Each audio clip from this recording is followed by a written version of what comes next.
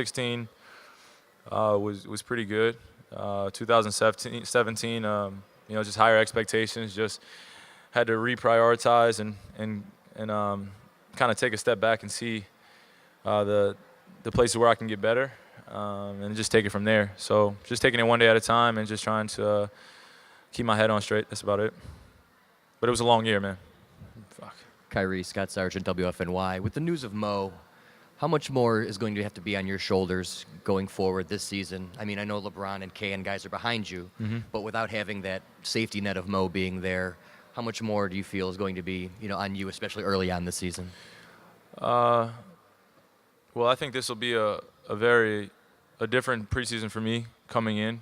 I have plans as well as me talking to T. Lou, as well as our medical staff of the amount of games and the amount of pounding I'm doing in training camp. So for me, it'll be just leading with my voice, as well as showing up early, of course. But we have to just develop Jordan McRae and Kay Felder as much as possible, until we can find a solution for kind of giving me minutes on the side. But that's what this summer has been about. It's just about developing our young guys and coming in ready to play. But for me personally, it'll be the same, just starting off the season the right way and just leading the charge. It's a bit of a follow-up. You and Jordan, I mean, you saw the videos on Snapchat and everything. You, Jordan, and Shump, spending a lot of time together. What have you seen in Jordan over the last, say, 12 months or so that leads you to believe he can be that player?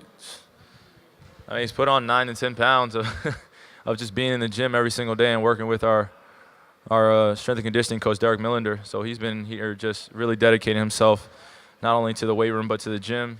He proved it in Summer League. And for me, I think this is a very important camp for him. We've talked about it, as well as Shump, but as well as everyone. It's just more or less a collective effort. But honus on the 1 and 2 spot right now is very important for our team, and it has to happen very quickly going into the season. So I know they're looking forward to the challenge as well as I'm. But it's just got to take every day of training camp the right way, and just execute what the game plan is in training camp by T. Lou. I know he has an incredible game plan for us. I know we're going to be running our asses off, but I'm looking forward to it. Kyrie, Tony Zarella, Cleveland 19, right here in the middle. How you doing? LeBron had some very strong things to say. Of course, he was asked about the Kaepernick situation, the anthem protest, but more importantly, the issues behind those. Do you feel that as well, being a parent and seeing what's taken place in this country? Yeah. To not be able to have a voice or say anything about it, but kind of do not only my community a disservice, but myself and my family and what we represent. I was raised by a single parent, understanding that, nothing is given to you in this world and you have to go take it.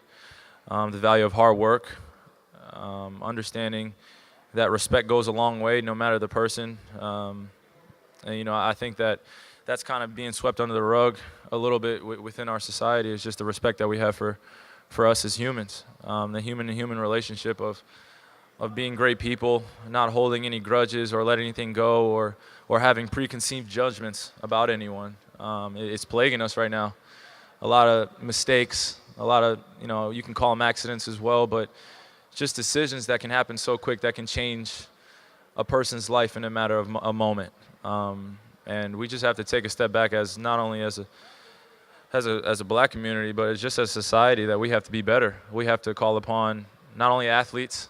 I think it's personally unfair to really put all the pressure on us athletes to say something in order to change the world. I believe that I have a voice. I believe that I have enough knowledge to speak on almost anything except for everything in politics. But, I mean, everything that's going on in our society, I feel like I have a voice because I'm growing up in it.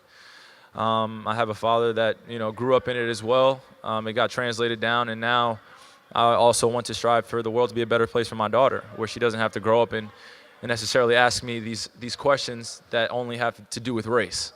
So obviously there is some racism that still exists in society, but I don't hold that against anyone when I first meet him at all, and I never will, because that's not the way I was raised. But to be able to speak on something that really matters is what I'm here for, and definitely joining a collective group of people that have a voice as well, that feel very strongly on this. David Glazier from the News Herald and Morning Journal. Do many days go by without someone I'm sorry. without someone mentioning the shot to you. And I guess the one dovetails into the other. Has making that shot, winning the title, changed your expectations both for yourself and for this team in the short run? For me, after the shot, I kind of, which is crazy to think that it has its own title now, which is the shot. You have the block and the stop. So all three of those things, it was always a progression of the block and the shot, then the stop. So I like to keep it in that three order rather than kind of putting myself first in that, because without those three plays happening, I wouldn't be sitting here as an NBA champion, which I'm truly thankful for. So life has changed for sure. But the thing that resonates with me most is just having that validation on the biggest stage of playing in the finals. Played pretty crappy the first two games.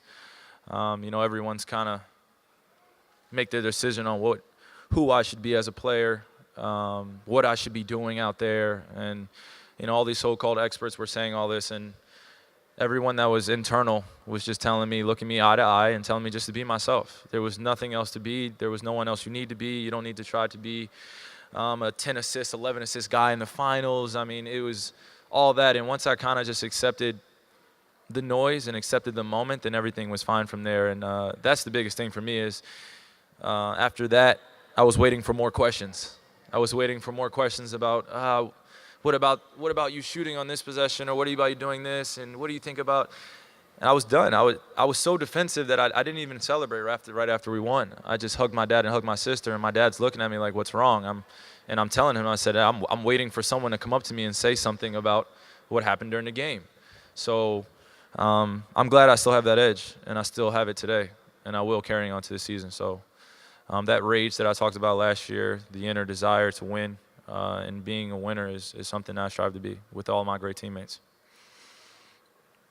Chris Fedor, Cleveland.com. Kyrie, beyond that, you did say the other day that you felt like you got that validation that you were searching for. So beyond the things that you just mentioned in one way or not, because Okay. it's still there. I mean, hopefully I still have a higher ceiling to go. So, yeah.